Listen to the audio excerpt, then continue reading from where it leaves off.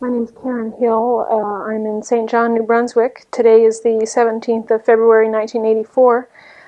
I'm at the home of Mrs. Velma Kurol, who has had long experience with social work in New Brunswick.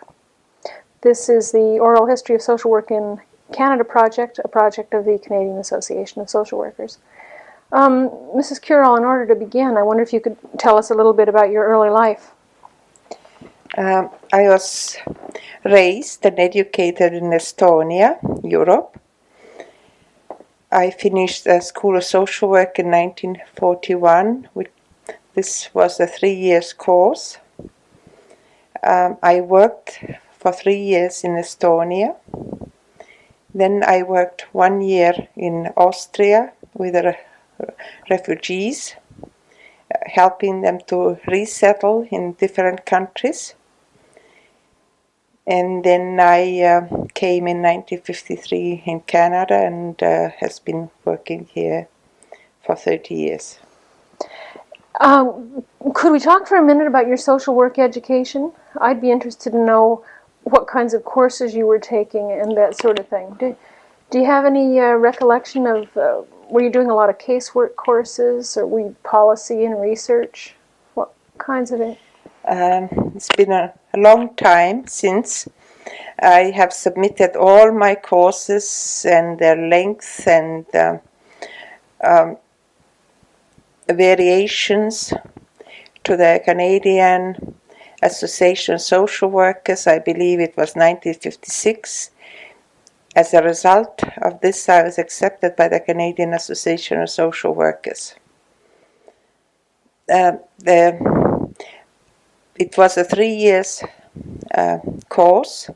I was a 4th year graduate, and this school did no longer exist after, I believe, 1944. Mm-hmm. Did you have to do field placements? Yes, we had 6 months field placements in a different places. Mental health was, for instance, 1 month. Social service, social assistance department, 1 month. There was children's institutions. There were infants institutions.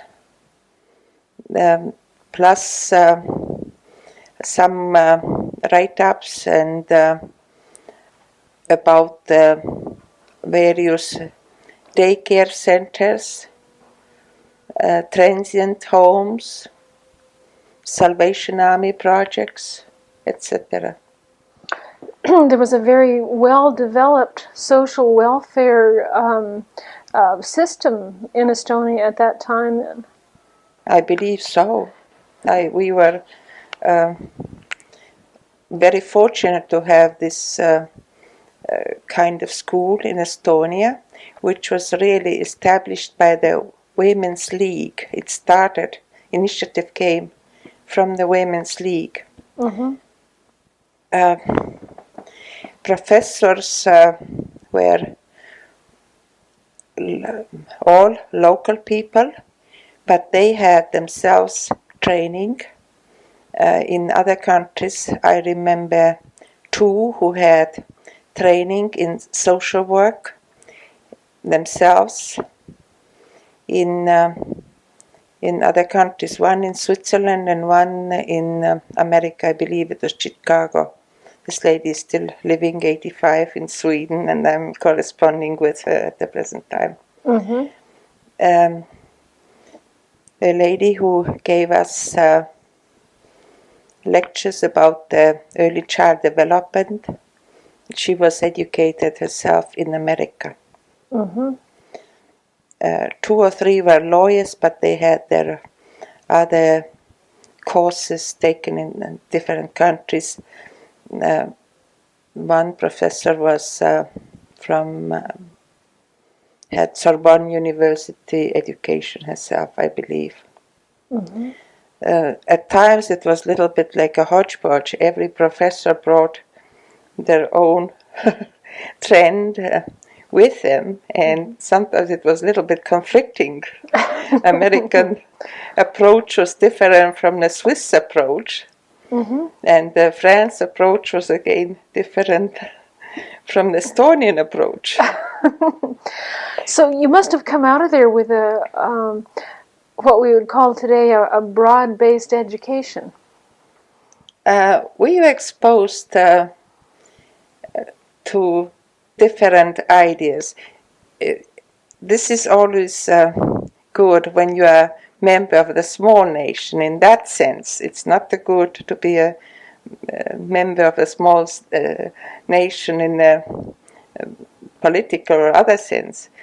When you are a member of a small nation, you are inclined to learn what other big nations do, how they handle problems, what their approach is, what their legislation is, and then you apply the principles or the methods to your own setting. And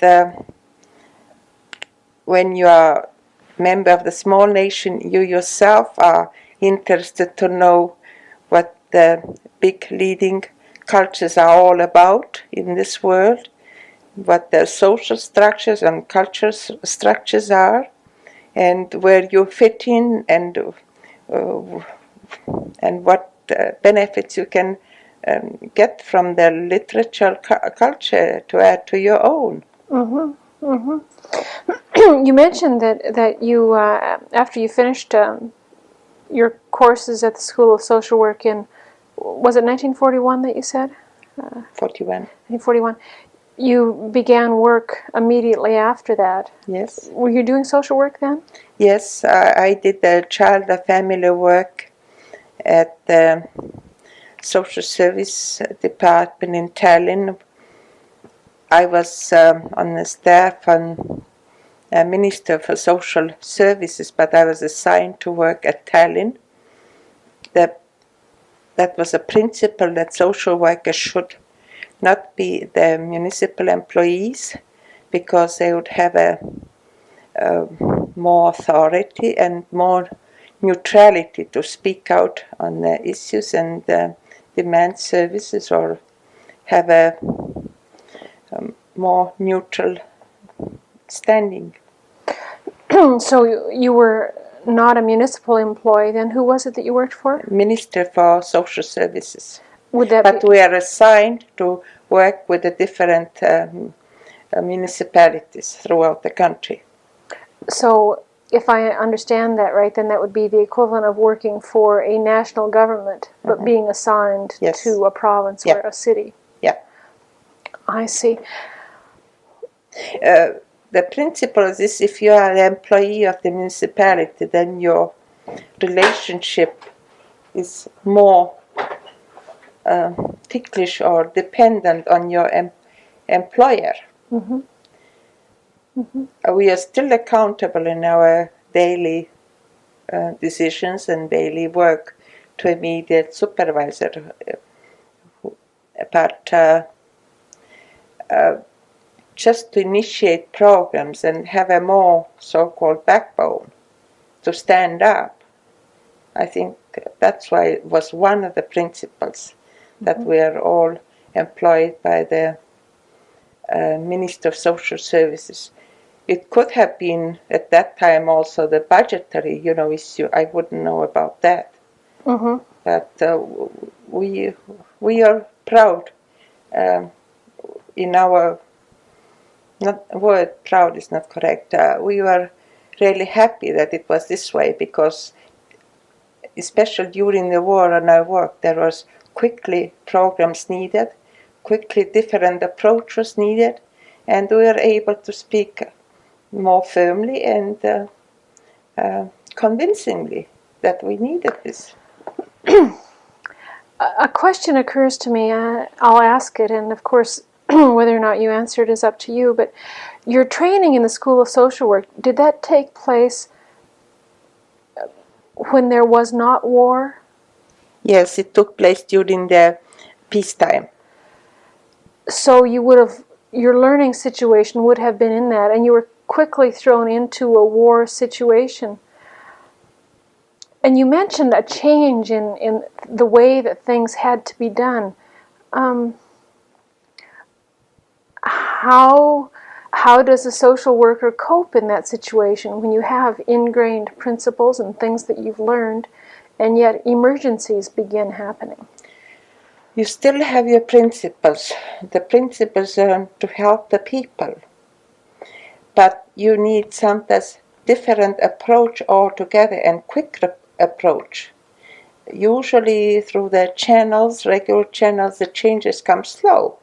But when you are faced with situation in a crisis like war situation, you have to make a quick decision.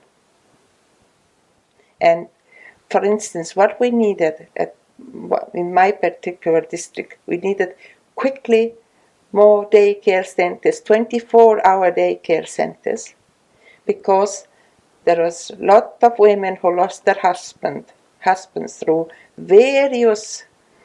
mobilizations, through other things, and they had to become self-supporting. They had small children. We needed a 24-hour daycare center in order to enable them to become self-supporting due to the circumstances. Mm-hmm. And then you pack your feet, go to your municipality and explain in firm terms. This is quickly needed.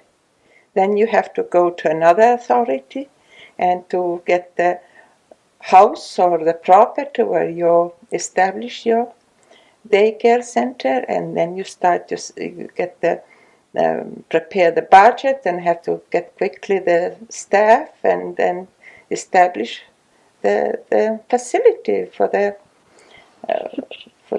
people, what's needed. That is just one example. Mm-hmm. Mm-hmm. At that time, were churches and community organizations, as we know them today, we call them voluntary organizations today, charitable organizations, perhaps is the best word. Were they at all involved in this rapid response to new needs? They are helpful, but again, that they couldn't respond as fast as the situation demanded. They were always helpful, really helpful. Mm-hmm. Mm-hmm. And you were in that work of child and family services for a while, and then went to do some other kind of work with refugees, did you say? Yes, due to circumstances, I had to live 3 years in Austria, and I got employment for over a year with a French military government who just happened to occupy this part of Austria. And I was in the Baltic section doing the social work with people who wanted to resettle in other countries. And there were some housing problems. There is like everyday living problems, clothing problems and things, employment and things like that. But mainly was resettling the refugees and helping them with resettling issues. What does a social worker do in that situation? All ethnic groups formed a big committee, and on this committee basis, they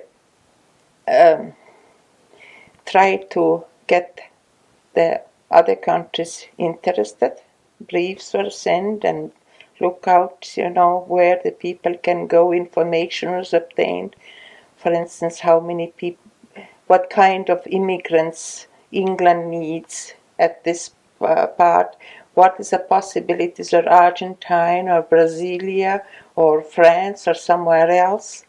And information obtained, and each ethnic group was given this information and interpreted to them. And then people are advised accordingly. And like, for instance, American Commission came there, and they themselves sought the immigrants. English Commission came, and Canadian government opened their doors to immigrants. Mm-hmm. Mm-hmm. But my job was mainly if the family wanted to go, for instance, England. I got information about England as much as possible. What is the possibilities there? Where is employment? How is the housing? What is there? Other things, social legislation and whatnot. And just we sat together and discussed, is this really the best for you? For instance, if somebody was a farmer, all their life has been a farmer, nothing else, then maybe it was not for this particular family best to go to England, where the farming possibility would not be as great as some other country. And some governments stated they need X number of tradesmen, and then we presented this to our own ethnic groups, their request, and people made up their mind which country they like to go to. Mm-hmm. The language, knowledge of a language, your climatic conditions, and sort of race is important too in selecting one's new adopted country. Mm-hmm. Mm-hmm. So that was a somewhat different kind of social work than what you had been doing just before. But it was very interesting. And the immigrants from the after the first Russian Revolution, the 1718 Revolution, they were really most helpful, I remember, from these committee meetings. Because they have had almost so many years experience themselves traveling in Europe from one country to another, and they're just wise old people. So these people who had been through the first revolution left, and they were in Austria at the. Yes. So they were sort of senior advisors then. Yeah. I see. Yeah. I see. And it was really very, very helpful to this new group, because we were all ourselves thrown into this new role ourselves, and we didn't have that much experience. It was, new to us, but they have been through, and they've been older too, 20 years older. Mm-hmm. Or more than 20, actually, 25 years older. So this all adds together, their experience plus their age too. Yeah.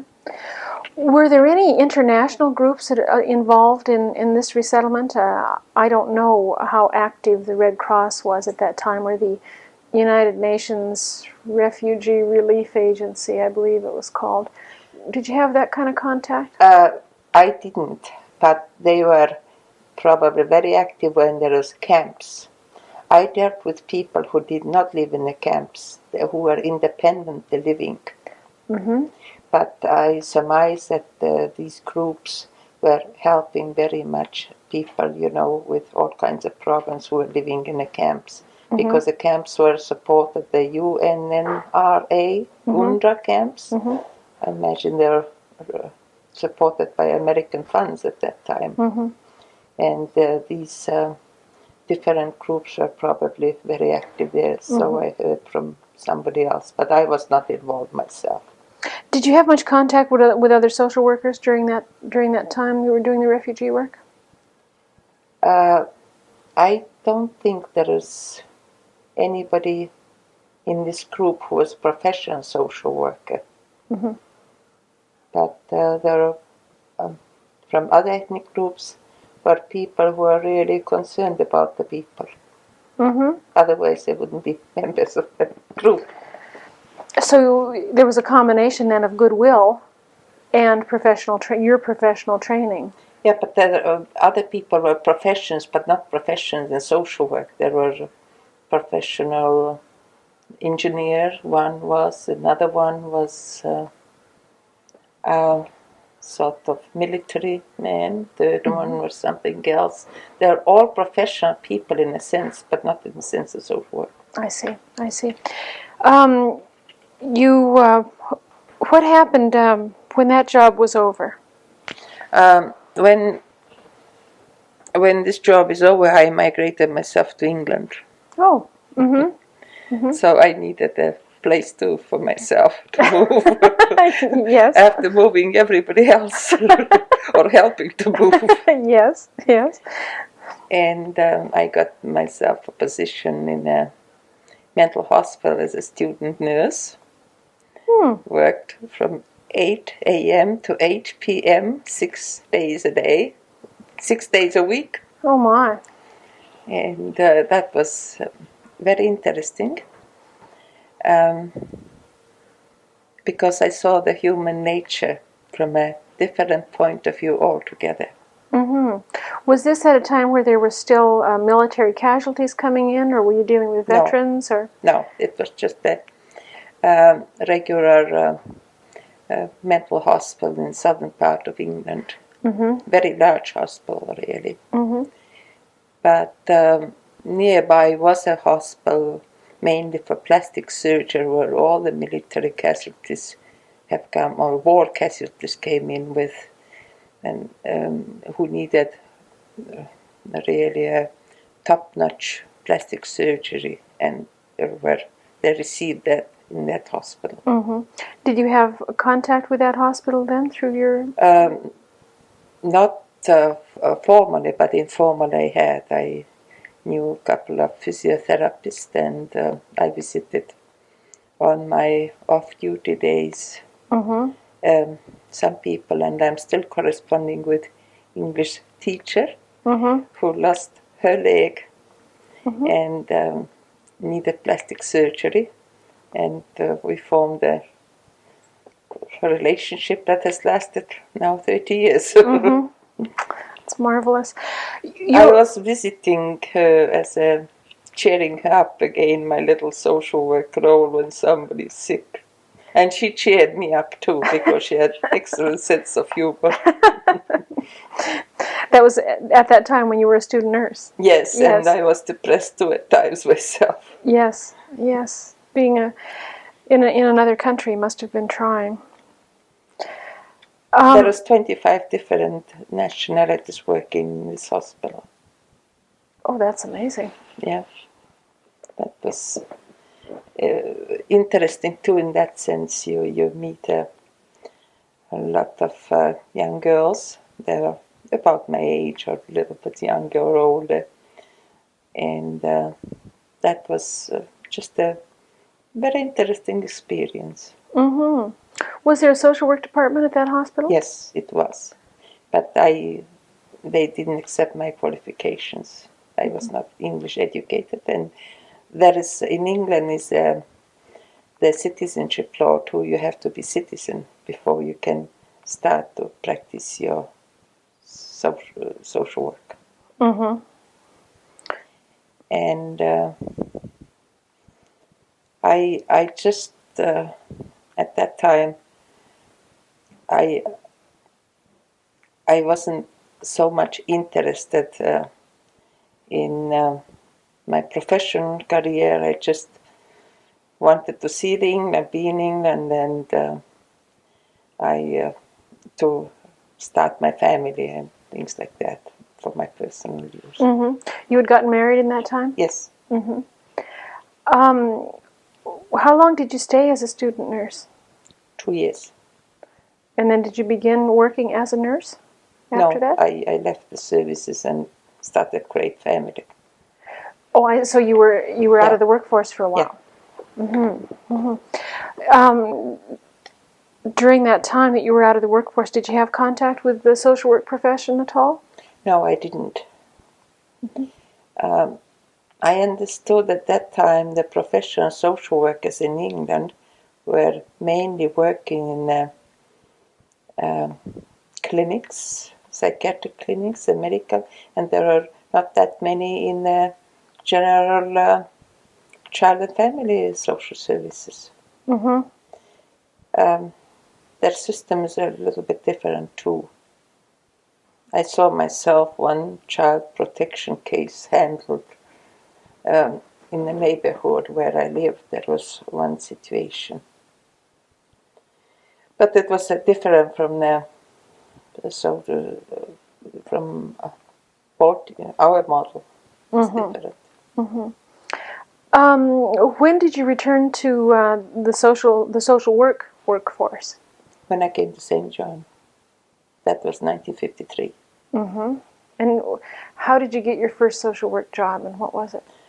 I was about a couple of weeks in St. John when I started to look around what institutions are here and which agencies are here. And I thought I better start make inquiries at the social assistance office, because I felt as just to get climatized, it would be easier for me to start in the social assistance office. I made about 10 inquiries and nobody knew where a social welfare or social assistance or social services or office was. Nobody knew. At that time I didn't know myself, and it was called Relief Office, and only one person ran the program. She was known in the city by the name, not by the office.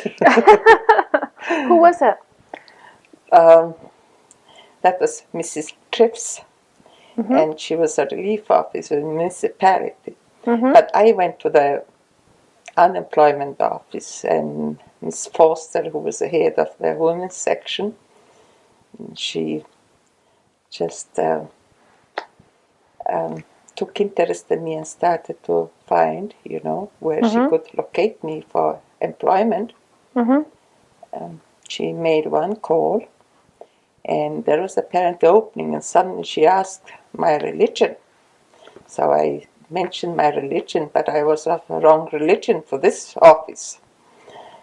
And so I learned very fast that politics and religion are very important in New Brunswick.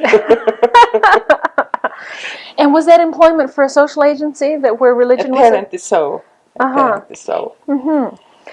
So what happened then? Then she contacted somebody else. She contacted the Children's Aid Society and was informed that they would have a vacancy. And in a month's time, some employee was marrying a lawyer in Ontario and moving out. And this lady set the appointment date for me. And it was a month later I was in a job. Could you describe your first job with the CAS and what you were doing and who your clients were? I was employed as a child protection worker. And my clients were what I call it chronic multi-problem families. And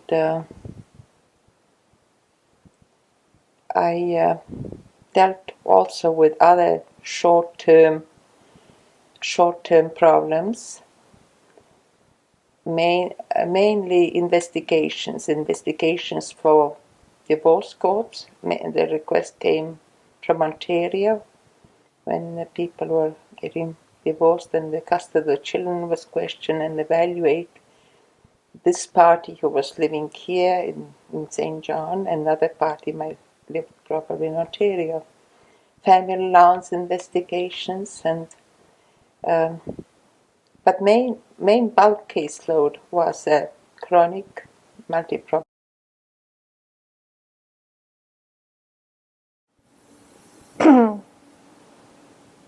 Okay. You can cut some, you know. Oh, sure. Yeah. Yeah. We'll edit. Yeah. We'll edit out some, but we never know until we talk Yeah. what's Yeah. coming and what's to be edited. So, you mentioned doing investigations for family allowances. Is that for the federal family allowance program that you did? Yes. Yes, it was. These are where the children have been institutionalized, and who maintains, and how long they've been out of parental care, and all this kind of things. I see. How did kids get to be wards of the Children's Aid Society in those days? For what kinds of reasons? The same as nowadays. I don't see any difference. The definition of neglect remains still the same. Were you getting kids into care because of things like truancy and the poverty of their parents? Did that ever occur? I happened to work under Mrs. Mary Bishop leadership. She was a qualified social worker.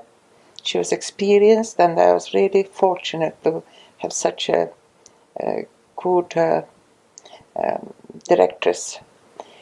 She was a very strong believer, as myself, who have been seeking to live in a democratic country, that no child should come into care ever for poverty alone. And although the social assistance program is really so much much more inadequate that is nowadays, we did everything possible to help the family to maintain the children in home with them. What was the social assistance program like? You mentioned Miss Cliffs and the relief. TRIFs. That was a rate set by municipality. Mrs. Triffs didn't set the rates. A council or municipality set the rates. At that time was probably the maximum was, and if I remember correctly, was $10 per week per family, regardless of the size of the family sometimes, you know. And no rent was paid, no fuel is paid. The private agencies, churches, especially churches, really carried a lot of responsibility in maintaining the family together. Did you have mother's allowances in New Brunswick then? Yes, there was mother's allowance program. And how did that relate? There was a mother's allowance was administered by the province, and there was a mother's allowance inspector, or whatever the title was, who did administrate the program. Mother's allowance program did not come under the municipal program or under Children's Aid. Unless there was a child neglect involved, then we got involved, but otherwise not. But in mother's allowance at that time, sometimes the mothers who produced children after, you know, when they're single, and they couldn't get the additional amount for this so-called illegitimate child. So sometimes they had to adopt their own children to legitimize them in order to get the extra benefits for this extra child. And in that case, the Children's Aid Society would become involved because of the adoption? No. I mean, in that sense, but yes, but it was only in a technical sense. What other agencies existed in the community at that time? The Catholic Welfare Bureau, who dealt mainly with the Catholic families. They had the foster home program. They had the institution for children program. Then there was family services for Protestant families. They didn't have no institutions under their program, to the best of my knowledge, but they did a lot of counseling and giving monetary help. These are the two main agencies who helped. But the churches were really the help givers financially. Food, Salvation Army, a very powerful organization, Salvation Army, was helpful. And it still is, you know, in every crisis situation now too. They had the Unmarried Mothers Program, an institution. Then there was also the New Brunswick Protestant Orphanage Home, who bore the children. They did the adoption program, so did the Catholic Welfare Bureau adoption program, infants, adoptable children. And the New Brunswick Protestant Orphanage Home bore the children up to, I believe, 16 years of age, or 14, I just don't remember now. When you say they boarded children, did they keep the children in a central institution? Yes. Families who could not, for various reasons, have the children with them, they boarded them. But they also had an adoption program. The unmarried mothers could release their children for adoption through a Protestant orphanage home. And the CAS was not involved in that adoption process then? Except that the Children's Aid Society had to do all the adoption investigations. So you were involved, the agency then was Yes, involved to a certain extent? Came there, The approval had to come from the Children's Aid Society, or recommendation. The final approval is done by the court when the court grants the orders, but the recommendation for adoption had to come through the Children's Aid Society. Did you have the situation in New Brunswick that existed in some other provinces where New Brunswick children would be adopted by people out of the province or out of the country?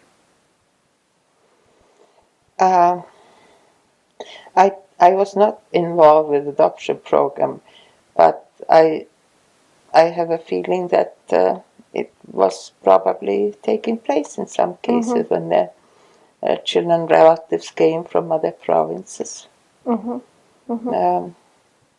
adoption. But I just don't know on what happened on a provincial basis. We placed, in our area, we placed to another area children, sibling groups sometimes, or child with special needs when we couldn't find a home within our own area. We placed, but I don't ever remember that we placed in St. John outside the country during the Children's Aid Society. I didn't hear about that. But the girls came here from other provinces who gave the children up, infants up for adoption.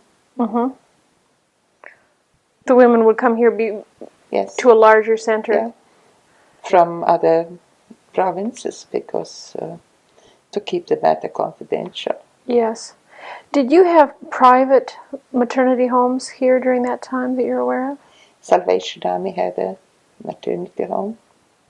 You didn't have private for-profit homes? Not private that I know of. But the people stayed in the private homes, sometimes, the expected mothers. And I surmise some were probably helped through the public funds, to keep themselves for a time being.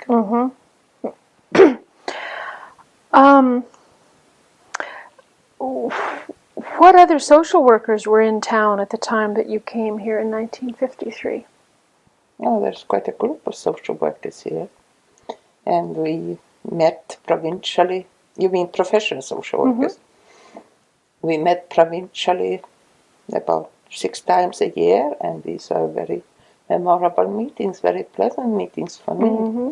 We used mostly Saturdays for the meetings. Mm-hmm. Went with a carload from St. John to Moncton or Fredericton or wherever the meeting was called. And we had a good agendas, and it was very, very satisfying for me to meet others from different field of work. Mm-hmm.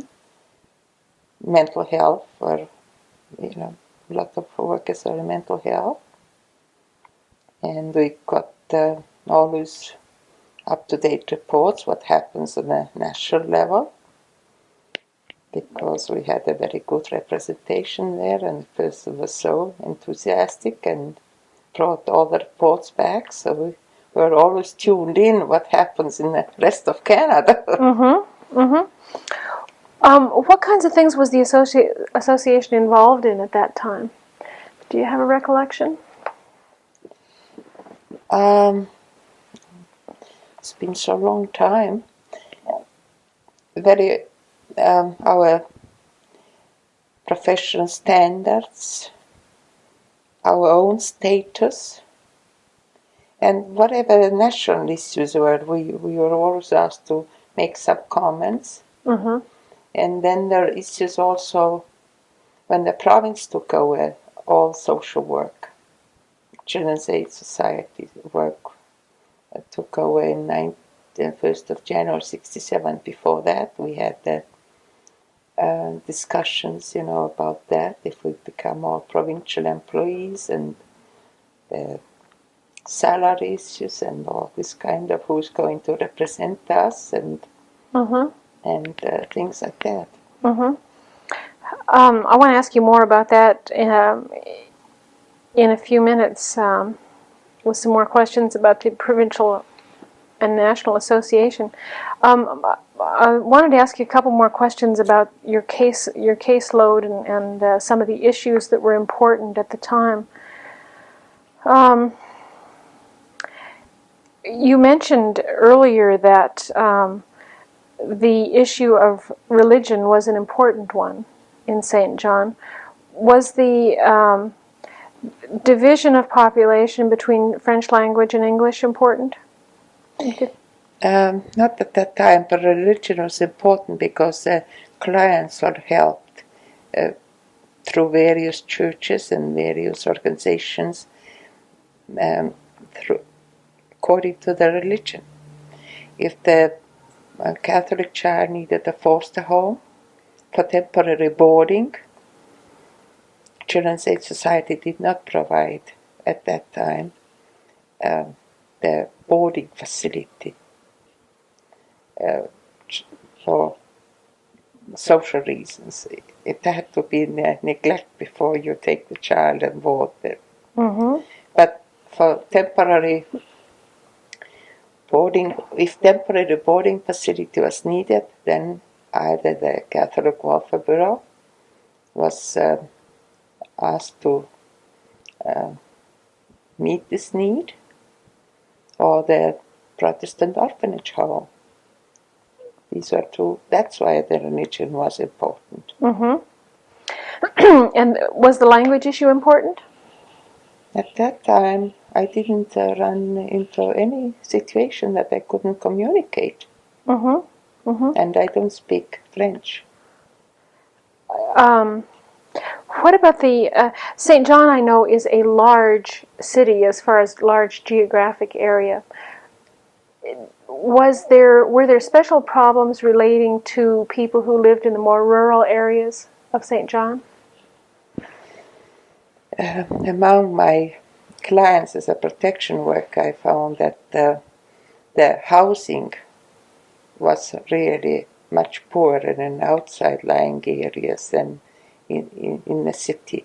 We had sort of two poor housing areas in the city north end and east end. They are now all torn down. You wouldn't recognize this city anymore from 1950s. But in the rural area, they the housing was really fire hazardous much more, and cold, not insulated, water wasn't in the house, and there were some very drastic cases, really. Very drastic cases had to be referred to the provincial fire marshal, because you couldn't leave the human beings, like somebody living in a tent, army tent, in the middle of January with a child of 14 and 4, an infant, in the woods. I mean, this was one of the drastic situations. And you were involved in that kind of thing? Yes, yeah. Or I was called on Sunday morning. One Sunday morning, a baby landed in the hospital who was frozen, and they worked 2 hours, and they got the baby, living again, and asked what to do with the baby, could be returned. And I went out around 10, 11 o'clock, and I see the sun through the boards. I mean, it was extremely cold night, and the fire has gone out, and everybody has fallen asleep, and the baby had almost half frozen. Yeah. This was really desperate housing situation. What could one do about that situation? A social worker comes into a community and sees much housing that is inadequate, and yet you have a caseload to deal with. You have individual children to deal with. I think at the joint effort it should be, all the concerned people and concerned parties who have authority and responsibility to discuss the issue and to find some solution to the issue. Did that happen? It happened one time here, yes. Through United Fund, they called a meeting. Different representatives were there from different agencies, and about, if I remember correctly, about 10 families are relocated to better housing. So there was a way to get something done about that. Yeah. How long did you stay in that first job that you had with the CAS? I stayed with the Children's Society until the province took over in 1967. But in the meantime, my job changed there too. I became in charge of intake and protection unit, but I still was involved with the protection and intake and night duty and whatnot. How was that job different from what you'd been doing before? No, no different. Only the coordination of the work more. Before that, when you have your own caseload, you're involved with your own. But when you have a coordinate 4 people, and that's and give them guidelines too, how to handle or help them to discuss the situation, how to help people. Had you had training in supervision of other people? We got through school some, but it wasn't that much. In those days it was heavily, concentrated on casework, more or less. Administration came into it. But throughout the years, I've taken courses. I've been in Toronto University for 1 week in summertime, and I've been 1 week in normalization course taken, and I've taken the business administration courses. All throughout the years there have been always courses here and there and I have trained others too, so it's a 2-way street. You learn yourself too on the job. Sure. And but our department, provincial department, has been very much emphasizing the in-service and upgrading courses. even through once a year, we always had opportunity to attend in during the Children's Aid Society days in Frediton, 2-3 day courses or whatever the course was given on different topics. We had some nationally known agency heads to address us. Muriel McRae from Montreal Agency was here. David Weiss was in New Brunswick, giving us several days talk on the child protection field. And wherever opportunities presented, we have been allowed to go to outside conferences. So I feel that New Brunswick has done really a lot to educate their staff, and several young people have had opportunity to go to school to become professionals through bursary and whatnot system. Yeah, yeah. So I think New Brunswick has been very much concerned about the raising the standards, education standards of the staff.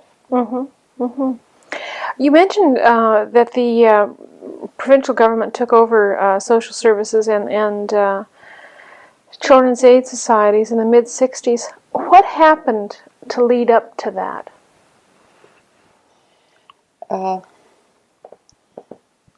Mr. Louis Rabisho, who is now senator, became the leader here in the New Brunswick, and he, through his government, they wanted to revise the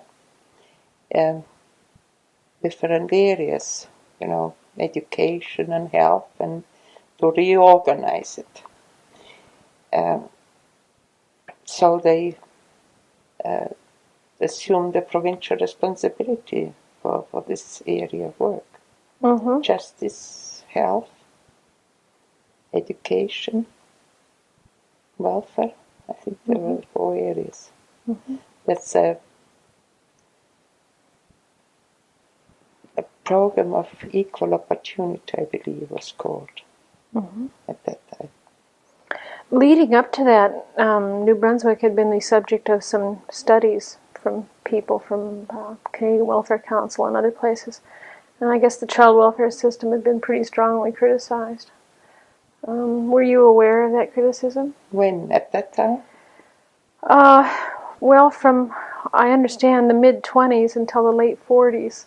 I think I read the cell report. Is there the cell report? That was my... I don't know that one. Yes, I read that one.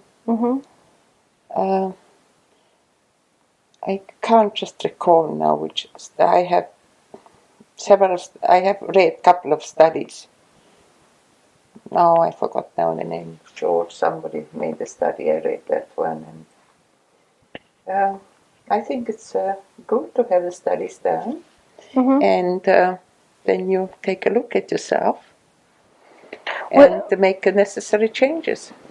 Were those studies and those reports something that you, as a frontline worker, had been aware of? It was probably mentioned in staff meetings, but we are not given copies to read, so to speak. No. Yeah. So when that government takeover came about, how did that change your work? Oh, it didn't change immediately. We became child welfare department, and then we did a little bit of internal changes, but it didn't come.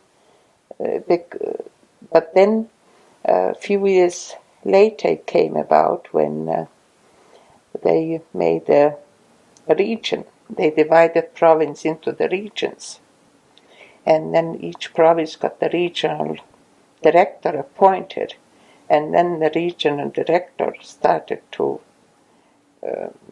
study own region and what is the system they want to, use. And we became here in St. John the Region 2. consisting of St. John, Kings, and Charlotte County. And then the regional director decided to amalgamate the social assistance program under one leadership. Mm-hmm. Um, What did he or she amalgamate with social assistance? Social assistance and child welfare were two separate programs, Mm-hmm. but they amalgamate them, and then it's and revise the child welfare, and revise also the not the rate-wise, but internal system-wise, the social assistance, the rates and the procedures and the regulations came from, the head office central. Mm-hmm. But how to apply that to the region and your own internal system. Mm-hmm. Then child welfare was also revised. I became the supervisor of area adoption and permanent wards. Mm-hmm. I had to go every 2 weeks to Sussex, St. Stephen, our two sub-offices, and review the child care and adoption matters with the workers there, and plan, and for every child permanency planning started to be emphasized, and more aggressive approach to adoption program. Mm-hmm. By this time we had quite a lot of older children in care, and we started really to very actively seek adoption homes for them, and we were quite successful placing a lot of older children, sibling groups, and children with special needs over a number of years. Mm-hmm. I surmise the number probably runs into some 300. Mm-hmm. And so that was a really very active period from 71 up to now my retirement. Mm-hmm. And I feel that we did our best as a team Mm-hmm. for the children for whom we had assumed responsibility. Mm-hmm. Great. Well, I wonder if that's a place where we could stop for a few minutes. Should we take a break? Okay, would you like a cup of coffee? Velma Kurol in St. John, New Brunswick today.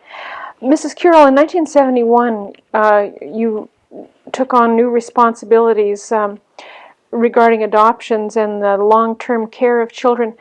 Could you talk about what happened, what changes you saw in adoptions and care of children over those years? The major emphasis is placed on the permanency planning for every child in care. Concentration or priority was given on the older children, sibling groups, or children with special needs, and older child who has not been placed for adoption. We went quite actively to achieve this objective. We started to advertise children in the paper. We got in touch with other regions in our area, and we had the adoption coordinator appointed in a provincial basis, and through coordinated efforts we located several suitable adoption homes for the children, free for adoption, and proceeded with the placements. Mm-hmm. How was it that you were dealing with more older children? Because there are so many on the caseload, so the child has remained in our care in the foster homes, and we just started actively to make permanency planning for children. And among the adoptive parents, many foster homes who have been foster parents for several years became adopted parents through this initiative and through this active approach. Mm-hmm. Were you experiencing here younger and younger mothers keeping their children for a while and then seeking to adopt the children out? Yes, there were some cases that came through the child protection services that we received children 4, 3.5, or in this, or preschoolers in care, because unmarried mothers have tried to, or single parent have tried to cope with a child or children, and finally realized that parenting was not met adequately by them, and the children became available and free for adoption. Mm-hmm. Mm-hmm. But all children placed for adoption were permanent wards of the province of New Brunswick, and most of them had the parental consents too, but some were placed without parental consents.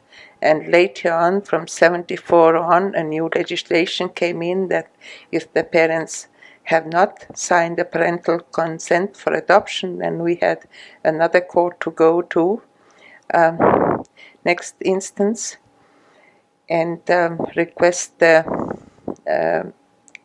the children be legally freed for adoption by the court. Mm-hmm. The time limit was 1 year. If we couldn't place them within a year, then if we needed to again to place them, then we had to go back to court. But we mostly found the homes, within 1 year. Mm-hmm. That was called divestment order by the higher court. Divestment. Divestment order. Yeah. The parent was divested completely for this certain period of time from their parental rights. Mm-hmm. Some parents were able to sign the adoption consents, but some just for emotional reasons or whatever reason just don't want to sign their flesh and blood away, as they said, and just couldn't bring themselves to this point that they could free the child for adoption. Mm-hmm. At that time, were you carrying an active caseload? No, I was not. I was area supervisor of adoptions and child care services, mainly responsible for permanent wards.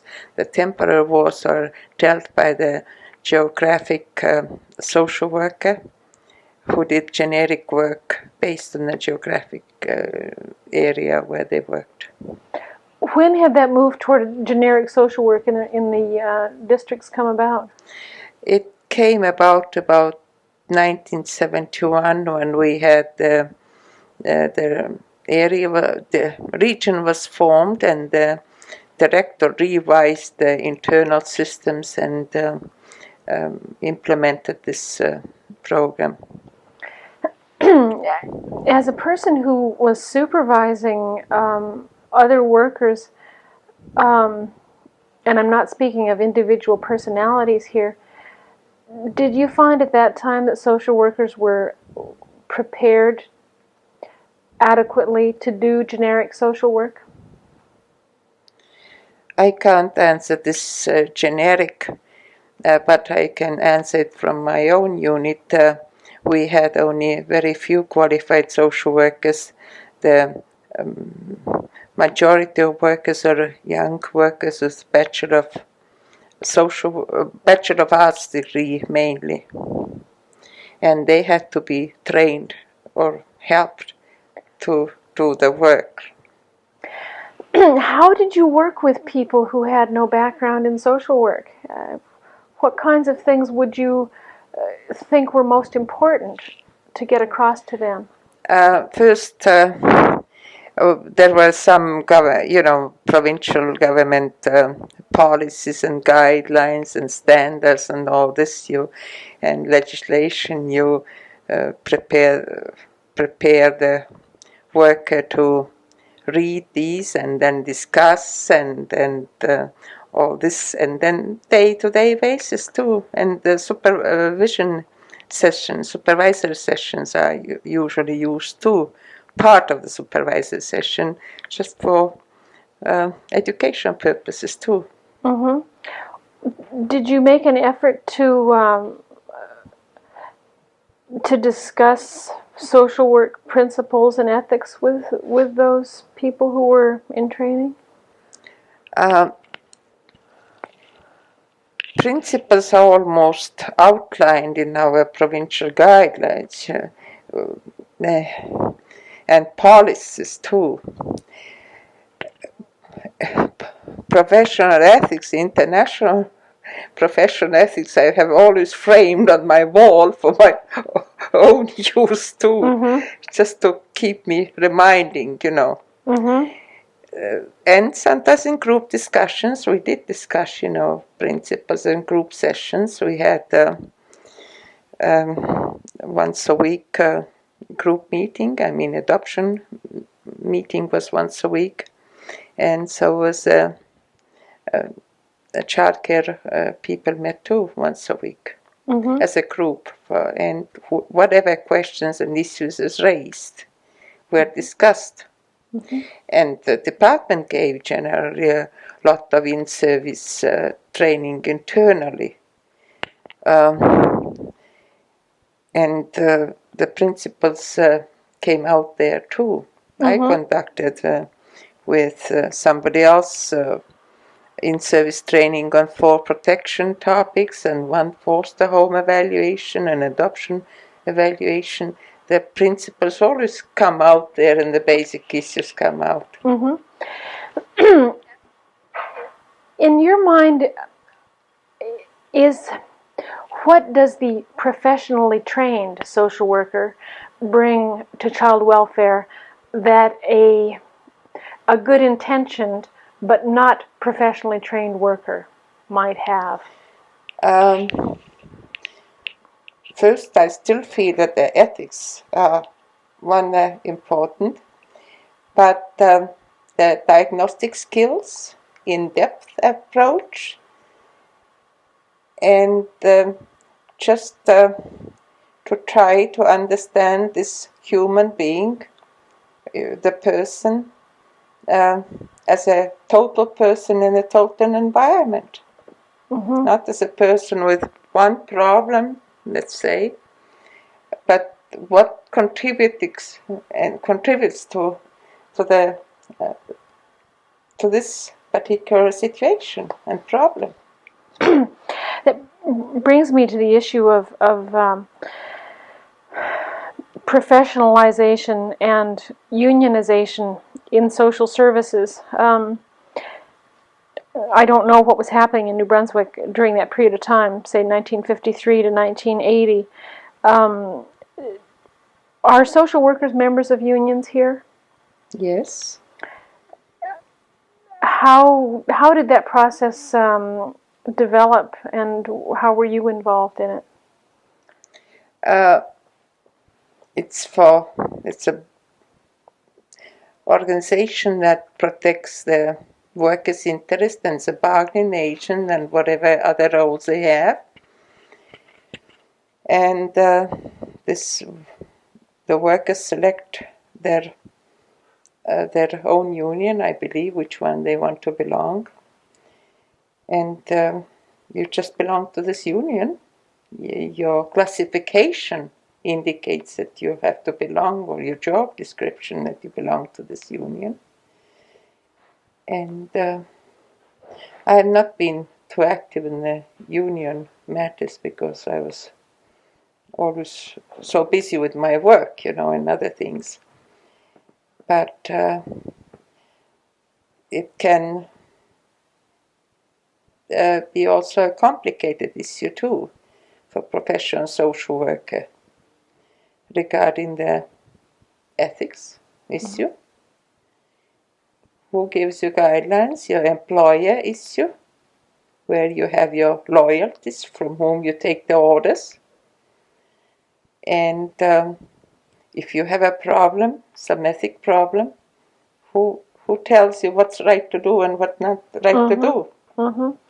A situation that I'm familiar with, perhaps you'd make some comments on, is where a company, an industry, hired social workers to counsel clients who were having problems, family problems, addiction problems, or problems with their children or whatever.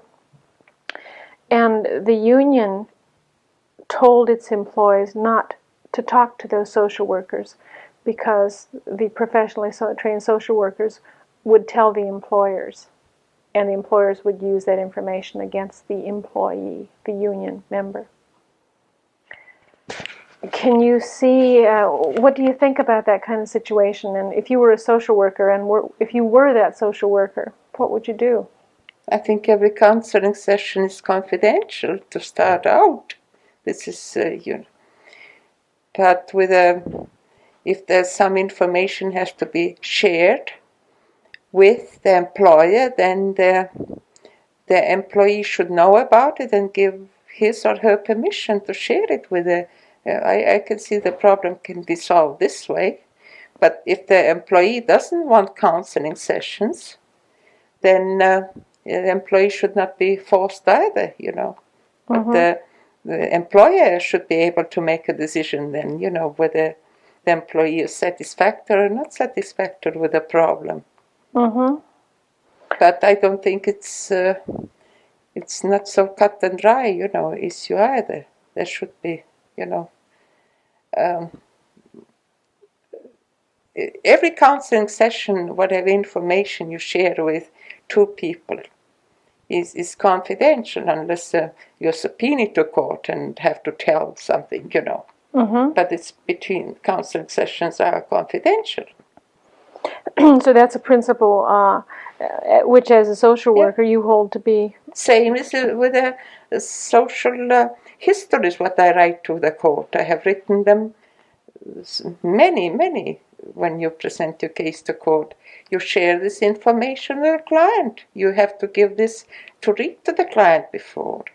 If you tell us, about the problems there, the client has to know what you're telling the court. You can't hide that. I regard it same, but the client knows about it. You share it with the client. And these are the factual. You don't describe the people's personality so much, but what transpired. The factual information, what you share with the court.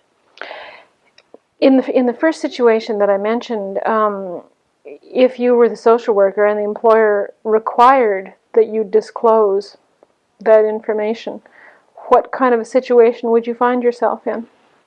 I could say, look, I have to ask my client's permission to share it with you.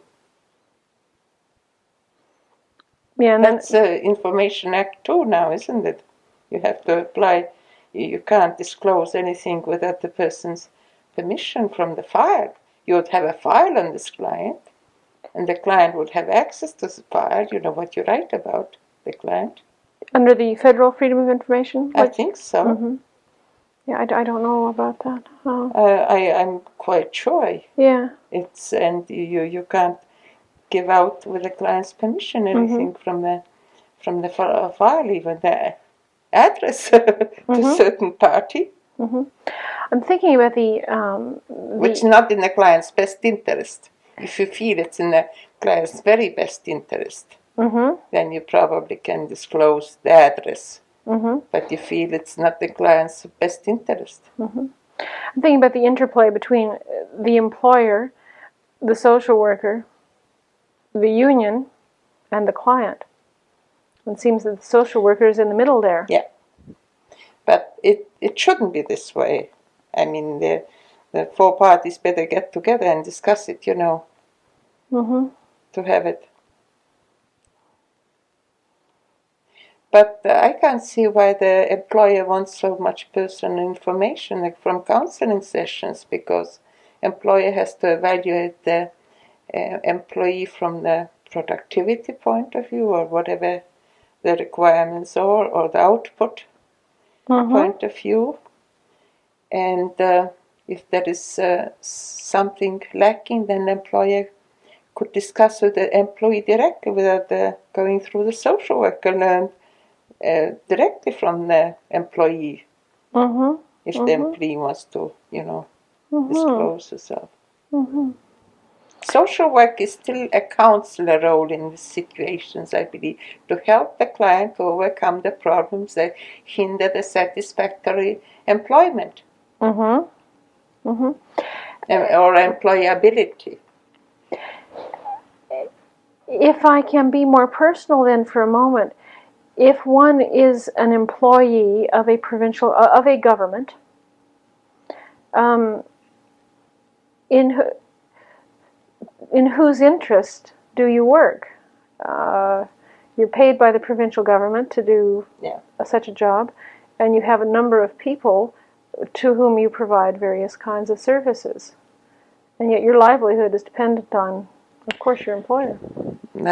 This is really needs a Solomon's answer. I just, it is a very complex issue. It can become in some situation, and somebody better figure it out here how to handle this. He is a professional social worker, torn between the devil and the deep blue sea sometimes, could be torn between the professional association, which has set the ethics, professional ethics, employer, who has own point of view, whose orders you have to take to carry out this task, what might not be within the, standards how you interpret it.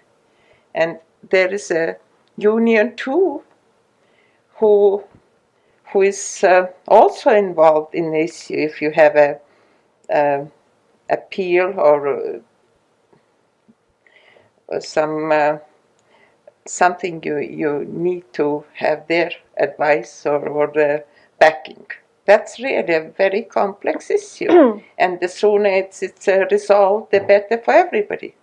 Yeah, I appreciated the way that you phrased your response. We need Solomon's wisdom on that. Where your loyalties, who is,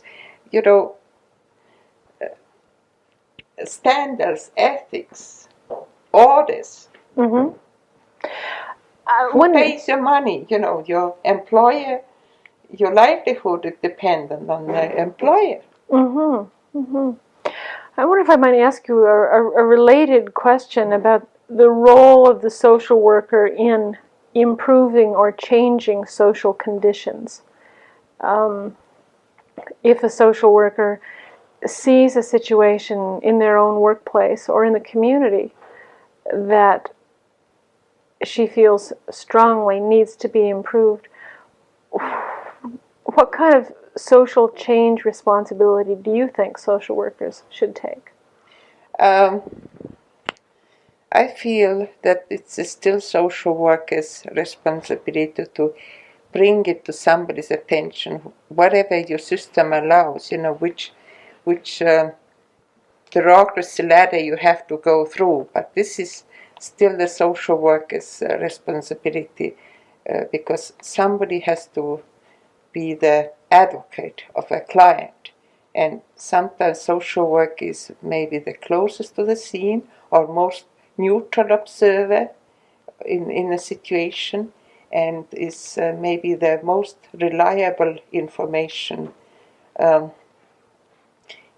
to bring it to somebody's attention. There is various channels, you probably let your supervisor know, and then you get together with your director, whatever action director. But I feel some action is justified in some of the situations. For instance, just one example, when I was in child protection in the 50s, there in winter time some houses, water froze in the houses. It's a housing matter. But the family with 8 children can't live much beyond 3 days without water in the house. So the children have to be placed somewhere. The landlord would not repair it or put it in. So there is nobody, to speak out to the client that children had to be separated from the family due to these frozen pipes. And if we believe that the family should be kept together, these external matters, the frozen pipe, should not be a reason for separate the family for a month or 6 weeks whenever the pipes get unfrozen again. So authorities somewhere other authorities have to get together and see what can be done to improve, either locate a new housing for this particular family whose children have been boarded out, or enforce the landlord to, repair it, or whatever is best under the circumstances and the most appropriate under the circumstances. But the families, children should not be separated. Do you see social workers as having a role in larger issues? Not that that's a small issue, but I know that in New Brunswick the anti-nuclear movement has been quite strong over the years. Do you see social workers as having a role in that sort of worldwide kind of social change activity? These issues, as everybody's issues, not only social work profession issues, that other people should be involved too with these issues. I think, we all have to make some contribution to the worldwide issues too. And in proportionally speaking, yes, we should have some contribution made or participation in that. Another issue that I know that's been important and perhaps relates to you closely because of your work is the issue of children's rights. The right of children to representation, to due process, and in child protection matters, I suppose. Is that something that has affected you during the years that you've worked in child welfare? Yes, the attitude is how the people interpreted the existing laws, and where they put the more emphasis. Do they put who are dealing with the existing child welfare laws? Do they emphasize more the parental rights or equally child's rights too? And I'm really glad to see that the children's rights, and as defined, generally through the international, codes, will be more emphasized in our legislation. We just got the new act in new province, and there is the best interest of the child is now more or less defined to what's in the best interest of the child under our new Child Family Services Act. So I'm glad that the day has moved in that direction now. So New Brunswick has brand new legislation? A few years ago, yeah. Yeah. And is the best interest of the child defined? Yes. Do you have a recollection of some of the things that's contained? Yes, there is. I just don't have an act and right, but I can supply you later with this. I was just wondering what kinds of things they were considering as in the best interest, I suppose. Continuous relationship. And I just don't at this moment, but I'll supply you with this act. Yeah, I was thinking that some of the ideas that have come through in our conversation probably would be reflected the idea of permanency planning, for example, which is certainly continuous relationship, that kind of thing. Yeah. Were you at all involved in the development of that new act? Indirectly. I was more involved with the Adoption Act. I was in the provincial committee going to Fredericton, and with his members we emphasize the high points or the lights, what we'd like to see in act. Mm-hmm. But with the child protection, I couldn't carry two committee work. I took only one committee work. No, committee work is heavy duty stuff. I was asked to, but I couldn't. Yeah. I couldn't spare so much time to go to Fredericton that frequently. Yeah. What happened with the Adoption Act? Well, it's all incorporated now too in new legislation, and it has been changes. For the better? I would say so. Yes. Mm-hmm. I seem to sense a bit of reluctance there, that maybe it's a little bit vague in some parts yet, but it's that's really a good change. That if you had a child and from the previous associations, and you marry or remarry, and your new spouse wants to adopt, so you don't need to go through the department. You just go directly to the court and apply. Mm-hmm. That is really a much more sensible way of doing it. That to have your home studies done, your child has been. You already accepted the child when you married the partner. Mm-hmm. And there are some other changes too. Mm-hmm. Mm-hmm. Over the years, have you had involvement with other organizations in the city or provincially? Other community agencies or other boards? Yes, I was from 53 until early 70s quite active with a community workers association, which met once a month, except summer months, at the supper meeting, and we had a little program and got acquainted with each other and socialization there. Mm-hmm. And we learned from each other about each other's work, and just got people to know who work in the other organizations. I found it there was nurses and probation officers and teachers and the Salvation Army and church people, whoever is working with the people in the community, and that was very, very good to know the Mm-hmm. people. Mm-hmm. But it didn't anymore function because the membership fell down. So it died away, the Yeah. organization. Yeah.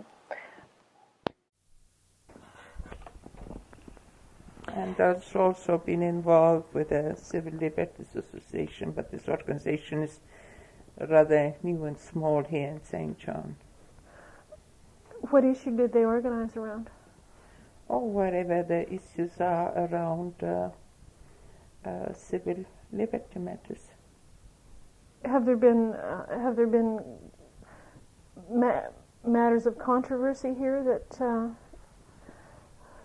have meant that there was a need for an organization like that? No, it's sort of watchdog role here. Mm-hmm. If somebody in the community has a issue, can come and refer their matters, and that will be dealt with. It's in numbers, it's a very small organization, Mm-hmm. but it's sort of a branch of the Canadian Civil Liberties Association. Do you anticipate that they might have any interest in the work of the Department of Social Services? I doubt very much. I don't think so. Mm-hmm.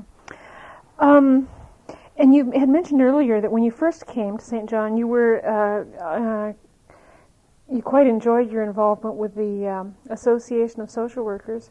Did you continue your involvement with them over the years? Yes, I have continued, but we had this decentralization when we established New Brunswick Association of Social Workers, or several provinces did, and the meetings were then on an area basis, and I missed the cohesiveness of the organization. Only once a year, an annual meeting, you you meet all the group, but it's not as interlocking or cohesive as if you meet provincially 4 or 5 times a year. Sure. Yeah. So you had like a St. John district Yes. meetings then? Yeah. I see. Yeah. That's my personal point of view. Sure. Yeah. I wonder if I could ask you what you feel about your accomplishments during the years that you've been in social work. Any things that you're particularly pleased about that you've done?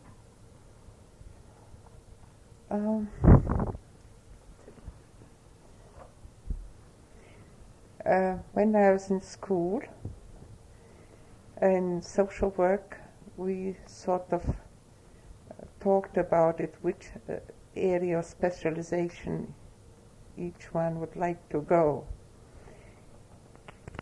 And I chose child welfare, and I'm really pleased that I was able to practice it and finish my,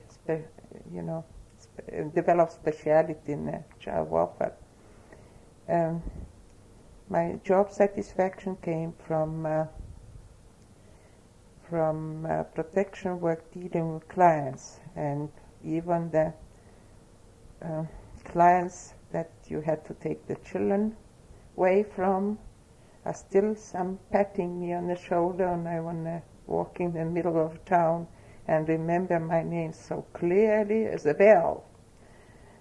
That means that there is something still between the two people that taken place, that it's still one remembers it. So many mothers who have tapped me on the shoulder, and some men have even called me across the street loud and clear. How are you, Mrs. Kurol? You're getting old now, aren't you? You still working or what? My job satisfaction came also that I really conscientiously did my best to be the child's advocate in the protection, because I am the only one there on the scene who knows what's transpired there, whether the child is scapegoated or abused or just not wanted. That I tried always to diagnose what is the situation and try to be the advocate for this child, what's best for this child. Later on, in other roles, consultant role or supervisor role, to see that some permanency is placed in these children's lives who have been uprooted, who have gone from foster home to foster home in some situations, that if their own natural parents fail them, then the state will find alternative placement to the best of the state's ability and facilities. I have not been as close to the clients anymore, but being a planner and part of the team's decision maker, that I'm satisfied that we have done our best to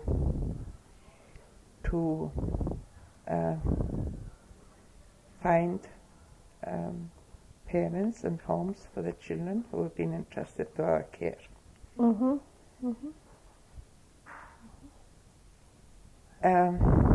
I have also enjoyed the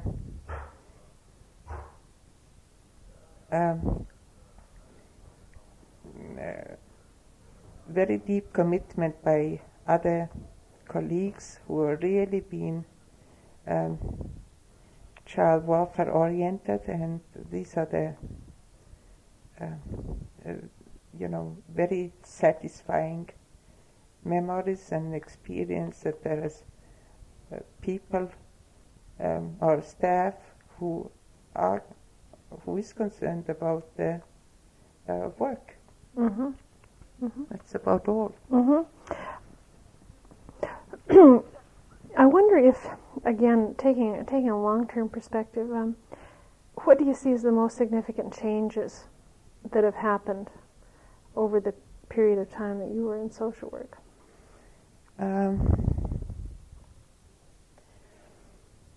I see the changes in for the better. The social assistance programs have improved so tremendous. It's like a day and night. You can't compare it anymore, in spite of our restraint programs and whatnot. I've seen changes in more uniformity in providing service. I've seen the changes in decision making, which is more group decisions, or what I call it also democratic decisions. It's not made anymore by one person, but there is 2 or 3 people involved in a group, because if we are dealing with other people's lives, especially children for whom we have to make decisions, then I still feel that group decision is still better than one individual person's decision.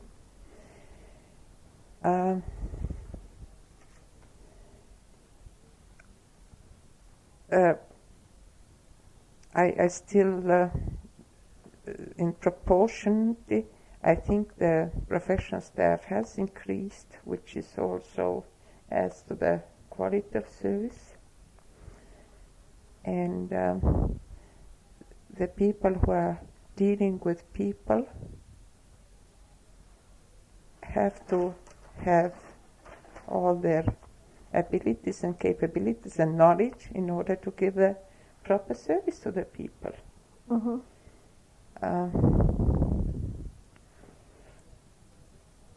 Also the laws, the change of laws, more comprehensive approach to the total family matter has been helpful to us social workers. Mm-hmm. Do you see that there have been any changes for the worse?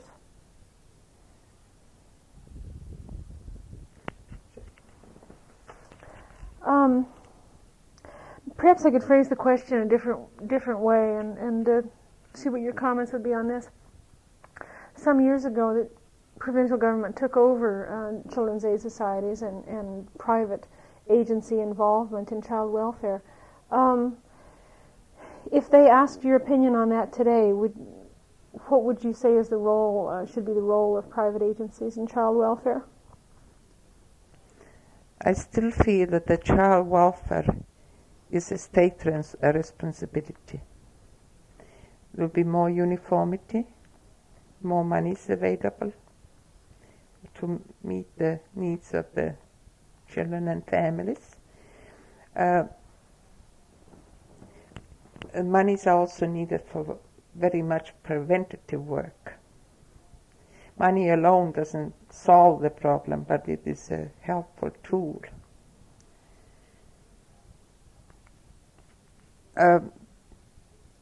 Services might get at times too impersonal because so many people are involved. Frequent change of staff, frequent system changes. I still feel that the client is better served when there is doesn't need to go through so many staff members. Mm-hmm. For different needs in the programs. Mm-hmm. Staff itself gets also, when it's big organization, staff is not so personal anymore. It gets more impersonal too. And but these are the things where when you're concerned about it, you can take also the corrective measures. Mm-hmm. And avoid these things. If each department gives own standards or own guidelines, and they might not always, interlock with each other too, and then one is confused too, Mm-hmm. which it can happen. Something that occurs to me about that, I guess, relates to a question that I asked you earlier, and perhaps I can rephrase it again in this context. If social workers had been involved in planning and reorganizing government departments, might things be different in government departments than they are now? The input from every level is necessary. That's good. This is administration principles. Okay. Lateral and otherwise, So I think it should be. Okay. Excuse me. Just as a final question, I wonder if I could ask you, if you were starting over again, if you were going to go out tomorrow and start out as a social worker fresh out of school, knowing though what you know now, where would you start?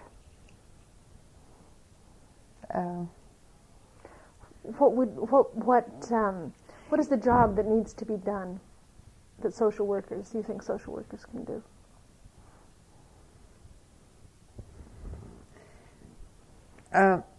First of all, if I start all over again, I would have my second thought whether I would go to school of social work to start out, because somehow social workers have not got this recognition what they really deserve.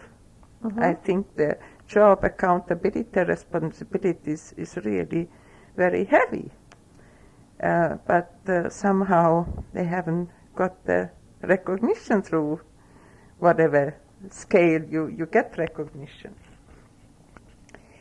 But if I start again, I would still maybe more emphasize prevention. And prevention in the early stages too. Because from that day one, when somebody is born, the environmental or whatever problems start to come. If somebody is already excluded from school in grade 6, you can see as clear as a handwriting where this boy and girl will land one day, because excluded from school. Mm-hmm. It's only miracle that saves it somewhere, mm-hmm. from maladjustments later on in life, either personal maladjustment or societal maladjustments. Mm-hmm. So prevention would be something? Yes, I would recommend really that more attention be given on the preventative programs. Mm-hmm. Is there any advice that you would give to people who are just starting out?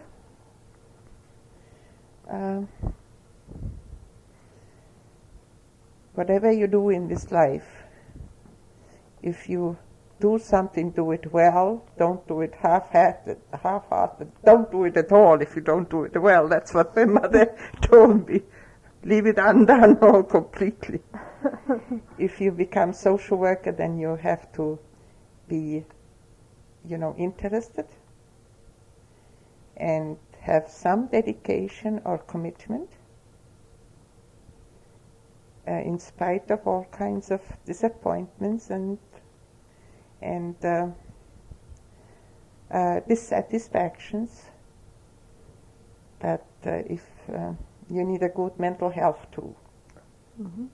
because this life is never easy, and we are in the middle of the life when we are social workers. Mm-hmm. Mm-hmm.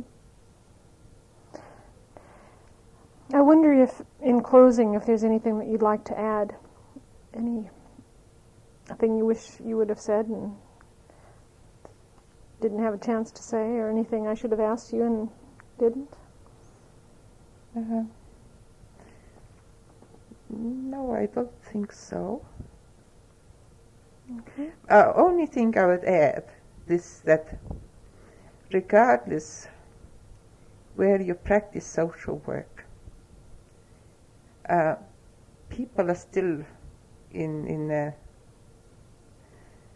Western countries more or less the same problems. So the institutions vary, your legislation varies, but but the problems and contributing factors don't vary that much. Your culture factor is there. The different cultures handle different problems. But basically, the human beings are all the same, and they don't vary from country to country that much. I've practiced only in 3 countries, but I haven't seen much difference that much at all Mm-hmm. in contributing factors towards your personal problems. External problems might be different, but internal problems are more or less the same. Would you say then that you're, not you specifically, but our social work training, wherever we have done it, would stand us well in any of the Western countries? I would think so. I don't know the school program so much, but I have worked with the young graduates when they come up, and I would so, yeah. Mm-hmm. Mm-hmm. Well, that's reassuring. There's a future And for vice versa, you shouldn't be so afraid of the so-called offshore training people either, Yes. Lots of things are different, yes. Institution, legislation, procedures, and your patents, that some countries have such a good program in one area and other countries don't have this program, and that creates, sometimes a little bit problems, but still the people are safe. Mm-hmm. Mm-hmm. Well, with that, perhaps we could close, and I'd like to say thank you very much for spending time with me this afternoon. I have very much enjoyed it and found it a very informative experience. Thank you very much. Thank you, and I joined this interview too than I anticipated first.